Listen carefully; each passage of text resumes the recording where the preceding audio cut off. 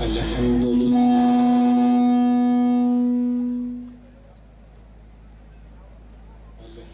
لله رب العالمين،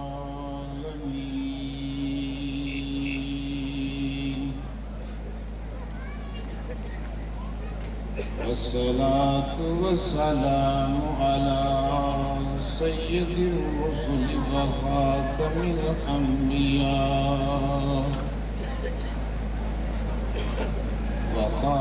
الأنبياء والمرسلين،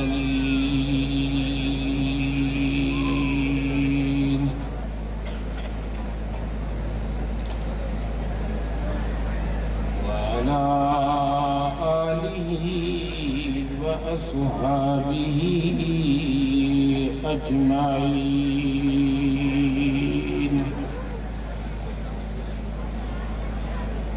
أما بعد، فأعوذ بالله من الشيطان الرجيم.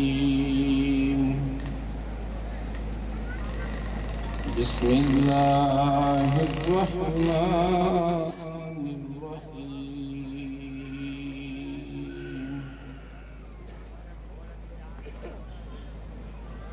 إنا نحن نزلنا الذكر وإنا له لحافظون.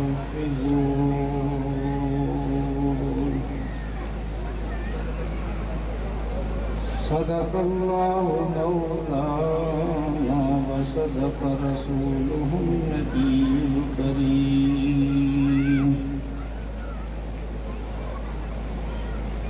ونحن على ذلك لمن الشاهدين والشاكرين،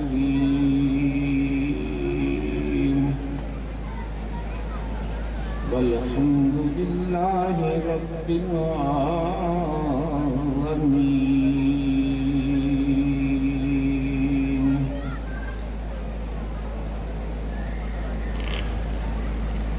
تمام حضرات محبت کے ساتھ درود پاک پڑھیں۔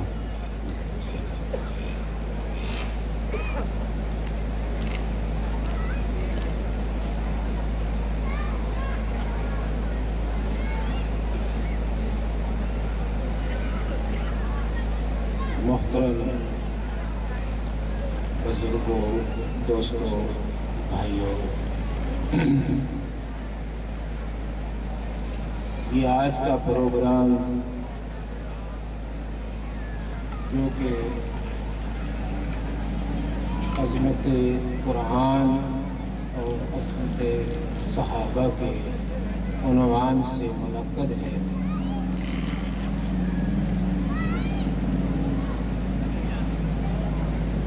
اس پروگرام میں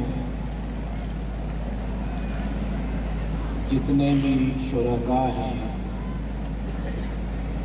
میں تہ دل سے ان کا شکریہ ادا کرتا ہوں، اور اس پروگرام کی انتظامیہ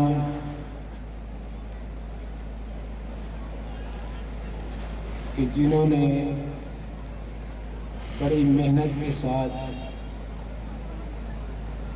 اس پروگرام کا انتظام کیا،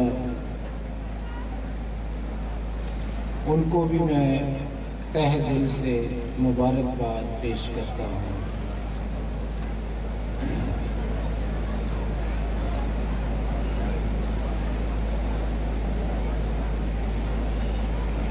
آج 1450 سال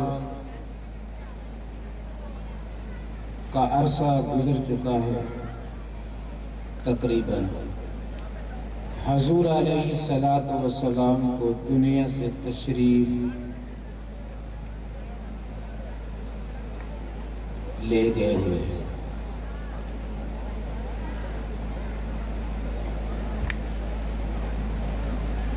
اور اتنے طویل عرصے کے بعد ابھی تک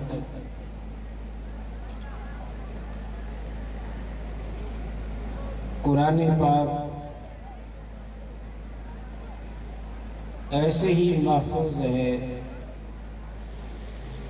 جیسے حضور علیہ السلام کے دور میں محفوظ تھا۔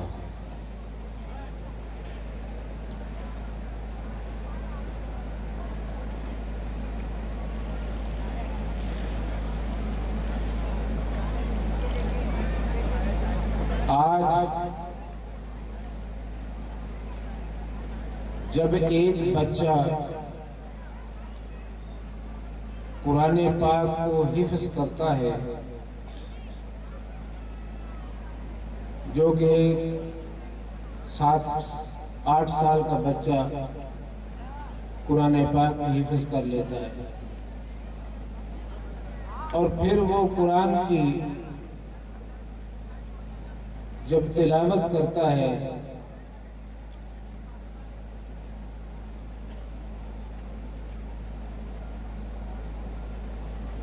تو یہودی اور عیسائی اس بچے کو دیکھ کر حیران ہو جاتے ہیں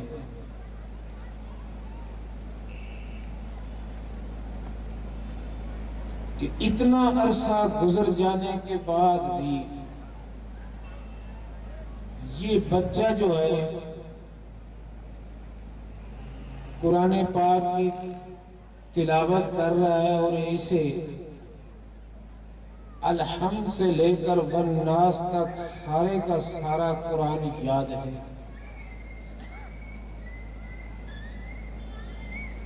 تو یہودی اور عیسائیوں کے سامنے جب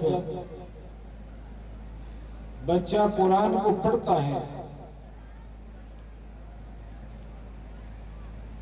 تو وہ بھی اپنے مذہبی پیشواؤں کو کہتے ہیں، اپنے پوپ پادریوں کو کہتے ہیں کہ آپ بھی ذرا ہمیں تورات اور انجیل اس بچے کی طرح سنا دی جیسے یہ بچہ قرآن پاک کی تلاوت کر رہا ہے۔ جیسے کہ آج ہی حسن علی نے قرآن پاک کو حفظ کیا اور حافظ علی کا سینہ جو ہے وہ قرآن کا خزینہ بنا۔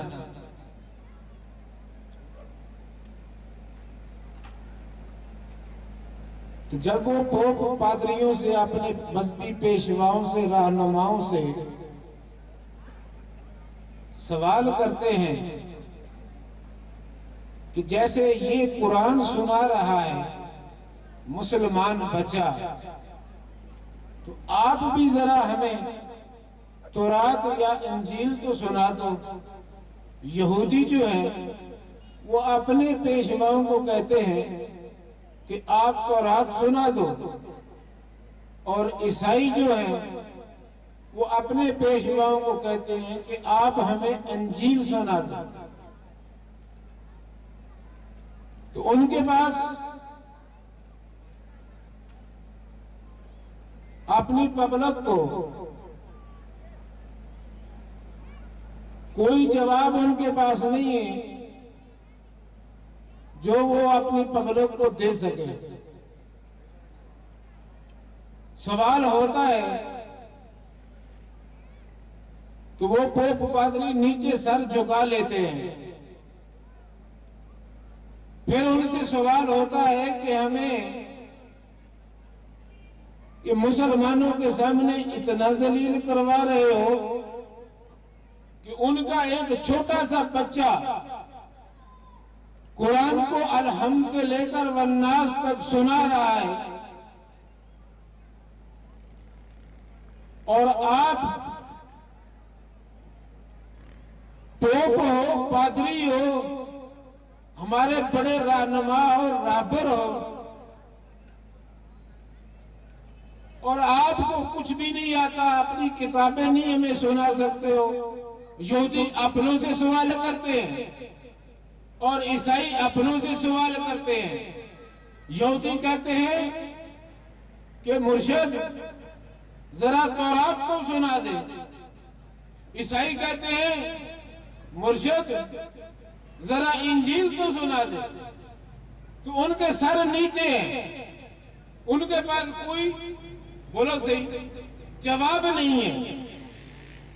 بڑی دیر کے بعد جان چھڑانے کے لیے جواب دیتے ہیں تو کیا دیتے ہیں کہ ہمارے بڑوں نے تورات کو اور انجیل کو محفوظ ہی نہیں کیا، ان کی حفاظت ہی کسی نے نہیں کی۔ مطلب یہ ہے کہ یہودیوں کا پیشوا کہتا ہے کہ حضرت موسیٰ کے، یہ میں ان کی بات کر رہا ہوں، کہ حضرت موسیٰ کے جو صحابی تھے انہوں نے کوئی حفاظت کا بندوبست ہی نہیں کیا، ہمارے تک وہ اصلی حالت میں پہنچی ہی نہیں ہے، تو ہم تورات کو کیسے یاد کرتے؟ اور اسی طرح عیسائیوں کے پوپ پادری کیا کہتے ہیں کہ حضرت عیسیٰ علیہ السلام کے جو صحابہ تھے انہوں نے بھی کوئی انجیل کی حفاظت کا کوئی بندوبست ہی نہیں کیا، انتظام ہی نہیں کیا، تو ہم یاد کیسے کرتے ہیں؟ تو نہ ہمارے تک تورات پہنچی ہے نہ انجیل پہنچی ہے، تو ہم اسے یاد کیسے کریں اور تمہارے کو کیسے سنائیں؟ تو بھائی یاد کیسے کریں؟ ہمارا کوئی قصور نہیں ہے، وہ پوپ پادری کہتے ہیں یہ قصور تو بڑوں کا ہے جنہوں نے اس کو محفوظ نہیں کیا۔ تو یہ جو بچہ قرآن سنا رہا ہے، مسلمان بچہ، ہاں یہ اس لیے سنا رہا ہے کہ محمد کے صحابہ نے قرآن کی حفاظت کی تھی، محفوظ کیا تھا، انہوں نے اس کو لکھا تھا۔ یہ جان چھڑانے کے لیے یہ جواب دیتے ہیں پوپ پادری، حالانکہ یہ جواب نہیں ہے حقیقت میں، یہ اپنی جان چھڑانے کے لیے اپنے بڑوں کو الزام دے رہے ہیں، حقیقت میں یہ جواب نہیں ہے۔ حقیقت میں جواب کیا ہے؟ حقیقت میں جواب یہ ہے، غور توجہ رکھنا میری طرف، کہ تورات اور انجیل ان کی اللہ نے در حقیقت حفاظت کرنی ہی نہیں تھی، کیونکہ بعد میں قرآن نے آنا تھا، یہ اس وقت کے لیے تھے۔ تورات بولو صحیح، شریعت موسوی کے لیے تھی، حضرت موسیٰ علیہ السلام کے امتیوں کے لیے تھی، اور انجیل شریعت عیسوی کے لیے تھی، حضرت عیسیٰ علیہ السلام کے اس وقت موجودہ امتیوں کے لیے تھی۔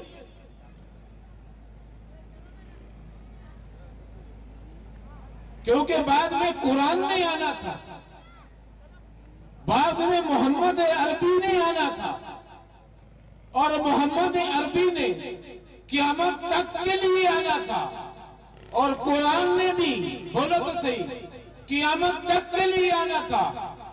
اس لیے وہ ان شریعتوں نے منسوخ ہونا تھا تو اللہ نے ان کی کوئی حفاظت کا بندوبست کیا ہی نہیں اور اسے حفاظت کروائی نہیں.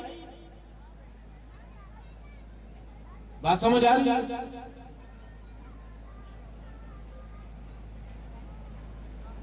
اور قرآن کو اتار کر تو اللہ نے فرما دیا کہ اِنَّا نَحْنُ نَزَّلْنَا الذِّكْرَ وَإِنَّا لَهُ لَحَافِظُونَ. قرآن کو اتارا بھی ہم نے ہے اور قرآن کی حفاظت بھی ہم ہی کریں گے.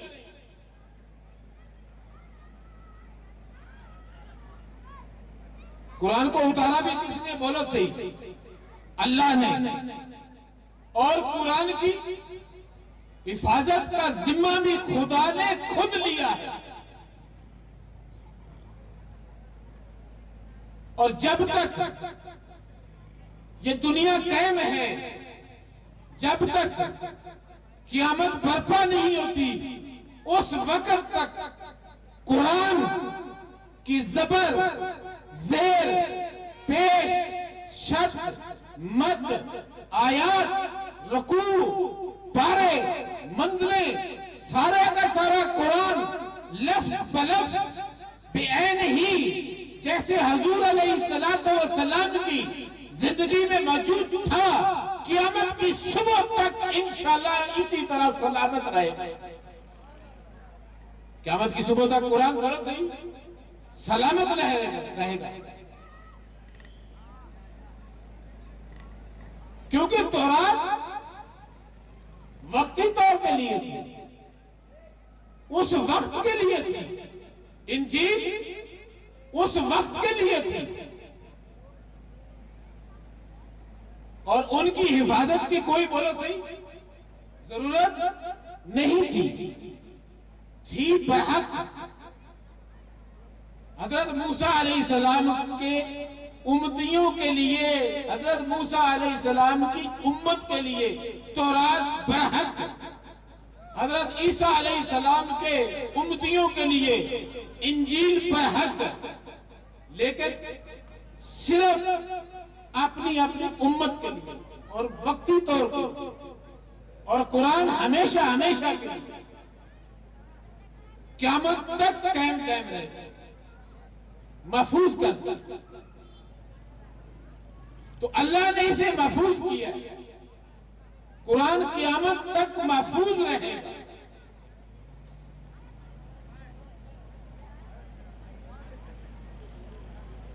اللہ قرآن کو محفوظ تو کرنا ہے.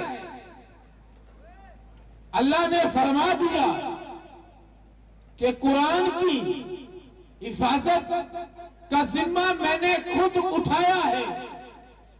اللہ فرماتا ہے کہ قرآن میں نے اتارا اور اس قرآن کی حفاظت بھی میرے ذمہ ہے. یا اللہ، قرآن کہاں محفوظ کیا جائے گا؟ یا اللہ، قرآن کن پیٹیوں میں محفوظ کیا جائے گا؟ کن صندوقوں میں محفوظ کیا جائے گا؟ کن خزانوں میں محفوظ کیا جائے گا؟ تو قرآن ہی میں اللہ نے جواب دے دیا. کیا جواب دیا؟ بل ہوا آیات بینات فی صدور الذین اوتوا العلم. کہ قرآن کو علم والوں کے سینوں میں محفوظ کر دیا. بولو صحیح بات سمجھ آ رہی ہے؟ قرآن کو علم والوں کے سینوں میں محفوظ کر دیا. فی صدور الذین اوتوا العلم. محفوظ کروں گا اہل علم کے سینوں میں. نبی کے دور میں جب قرآن اترا تھا، نبی کے دور میں اہل علم کون لوگ تھے؟ سوال کا جواب مجھے چاہیے. کون لوگ تھے؟ صحابہ کرام. اوتوا العلم. ابو بکر کے سینے میں اوتوا العلم. کس کے سینے میں؟ عمر فاروق کے سینے میں، عثمان غنی کے سینے میں، علی المرتضیٰ کے سینے میں، طلحہ کے سینے میں، زبیر کے سینے میں 1,44,000 صحابہ اکرام رضوان اللہ علیہ مجمعین کے سینوں میں محفوظ کیا. پھر کن کے سینے میں؟ صحابہ کے تابعداروں کے سینوں میں، صحابہ کے غلاموں کے سینوں میں، صحابہ کے نوکروں کے سینوں میں، صحابہ کے عاشقوں کے سینوں میں، صحابہ کے خادمین کے سینوں میں، یہاں تک کہ آج کے بچے حفظ قرآن کے سینوں میں، یہاں تک کہ حسن علی کے سینے کو اللہ نے قرآن کا خزینہ بنا دیا. اللہ نے بولو سی حفاظ کے سینوں کو بولو سی قرآن کا کیا بنا دیا؟ خزینہ.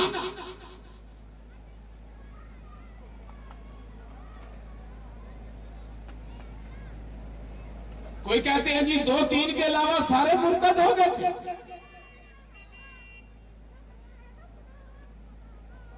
میرا سوال ہے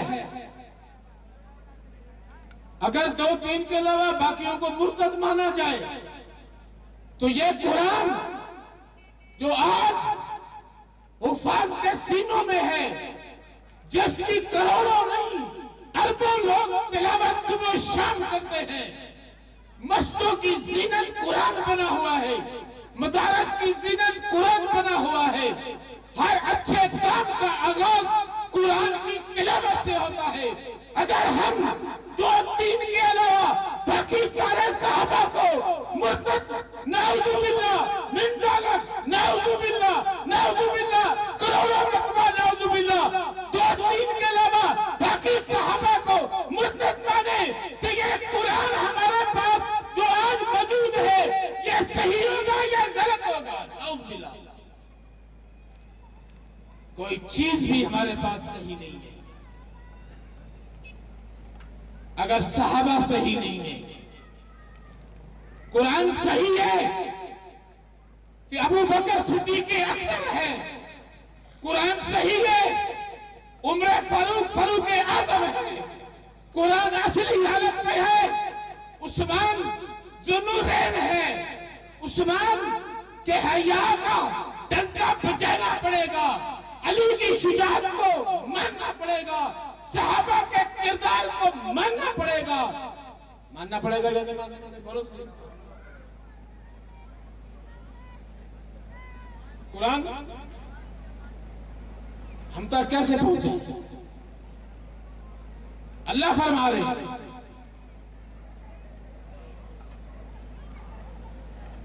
کہ میں نے قرآن کو کن صندوقوں میں اور کن پیٹیوں میں محفوظ کیا؟ بولو تو صحیح. صحابہ کے سینوں سب سے بڑے علم والے، سب سے بڑے اس وقت علم والے صحابہ کی جماعت ہے. آج کے پوری دنیا کے ہمارے استاد، ہمارے استادوں کے استاد، ان کے بھی استاد، پوری دنیا کے کروڑوں لاکھوں علماء کرام، بزرگان دین، اولیاء اللہ، ولی غوث، کتب ابدال، فقیہ، ائمہ، ساروں کو صحابہ کی جوتوں پہ قربان کر دیا گیا.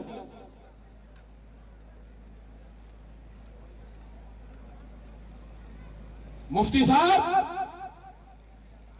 آج آپ کو مفتی صاحب کہا جاتا ہے تو صحابہ کے صدقے سے. مولوی صاحب، آپ کو بڑے بڑے کے القابات سے نوازا جاتا ہے تو صحابہ کے صدقے سے. پیر صاحب، آپ کے مریدین کا اتنا رش ہے آپ کے چاروں طرف تو صحابہ کے صدقے سے.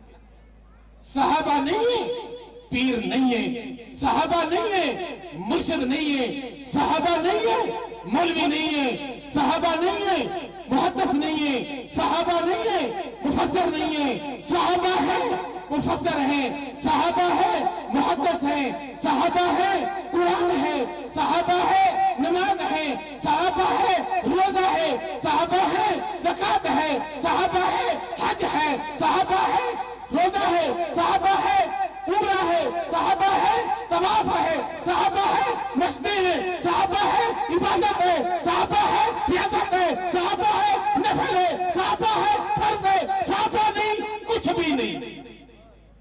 صحابہ نہیں تو بولو صحیح، کچھ بھی نہیں۔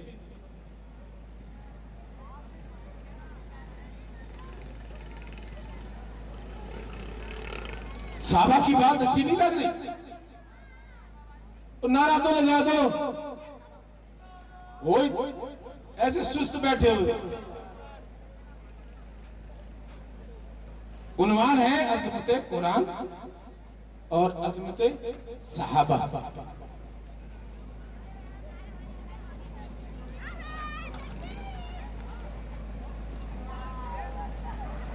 قرآن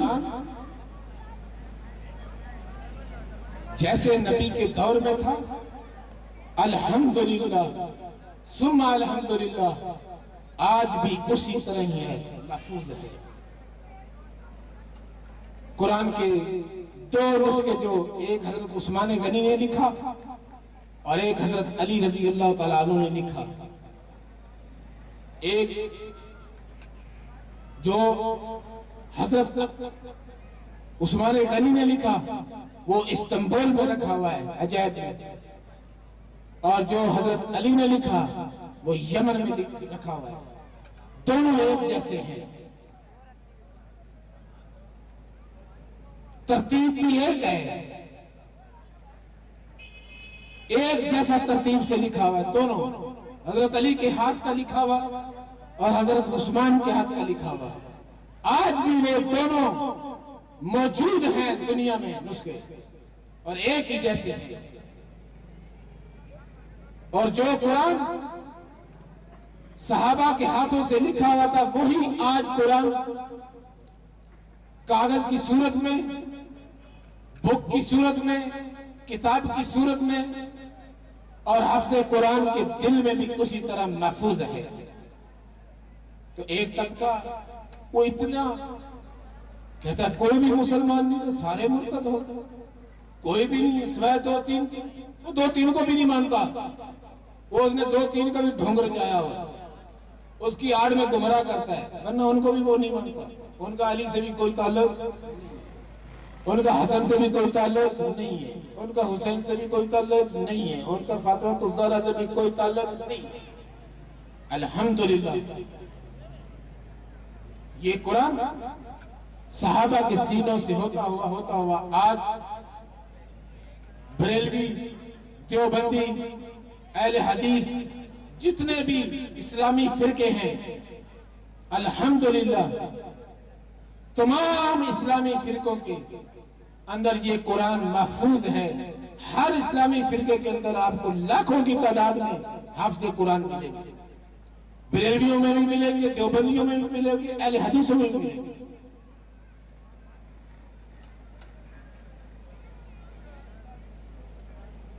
قرآن محفوظ اہل سنت کے پاس ہے، بریلوی بھی اہل سنت، دیوبندی بھی اہل سنت، اہل حدیث بھی اہل سنت۔ اور جو صحابہ کو نکال دینا چاہتا ہے تو اس کا مطلب شریعت کی ادھوری پیش کرنا چاہتا ہے۔ تو عظمت قرآن کے لیے، صحابہ کے دفاع کے لیے، جو صحابہ کے دفاع کے لیے محنت کر رہے ہیں، اپنی جانوں کو ہتھیلیوں پہ رکھ کر محنت کر رہے ہیں، ان کا ساتھ دو گے، قرآن کی حفاظت کے لیے محنت کرو گے، قرآن کے دفاع کے لیے، صحابہ اکرام رضوان اللہ علیہ مجمعین کے دفاع کے لیے محنت کرو گے، ختم نبوت کے لیے محنت کرو گے، اپنا مال جان وقت سب کچھ قربان کرو گے۔ وآخر دعوانا الحمدللہ رب العالمین۔ میری بھی طبیعت اصل میں صحیح نہیں تھی، تو میں بھی ان کے اصرار پہ حاضری دی ہے، میں نے بھی